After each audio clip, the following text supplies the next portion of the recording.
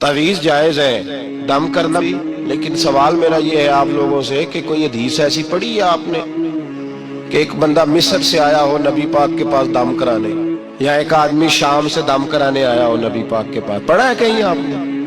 भाई दम कराना जायज़ है, तावीज़ देना, लेकिन ये असले दीन नहीं है कि लोगों ने अब इसी को जरिया बना लिया, इसी से लोगों की दुकानें और कारोबार चलते हैं। ये असल नहीं है, ये जोज है। दम में बरकत है, अल्लाह के कलाम में शिफा है।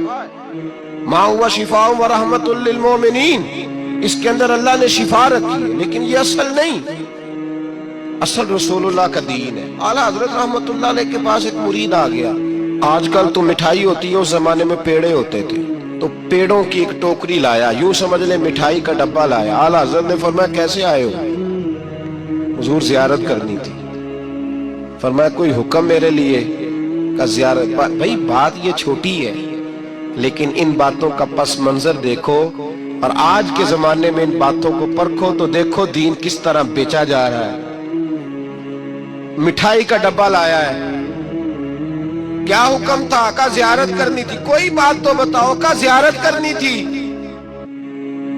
आला हजरत ने ना वो मिठाई का डब्बा तालिब इल्म को कहा पेड़े जाओ घर दे आओ। वो घर दे आया तो थोड़ी देर के बाद मुरीद कहने लगा हुजूर एक तावीज़ भी चाहिए था।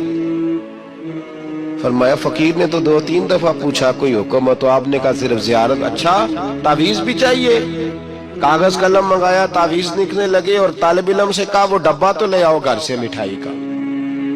वो बच्चा अंदर से क्या डब्बा लाया।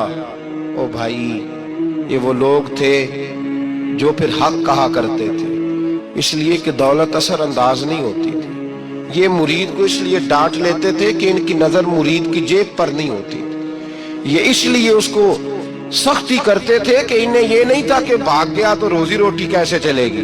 कहा आला हजरत फाजिल डब्बा लाओ, तो वो घर से डब्बा मिठाई का उठा लाए। आला हजरत ने तावीज़ भी दिया। वो कहता है जब डब्बा आया ना तो आला हजरत ने हुक्म दिया ना डब्बा भी मंगाओ। अब उन लफ्जों में जलाल इतना था कि मैं घबरा गया, पता नहीं अब क्या बनेगा। मैं बोल ना सका, डब्बा आ गया। आला हजरत ने वो मिठाई का डब्बा भी वापस किया और तावीज़ भी दिया और एक जुमला कह के नमाज पढ़ने चले गए। एक जुमला फरमाने लगे अपना मिठाई का डब्बा ले जा, अहमद रजा तावीज़ बेचा नहीं करता।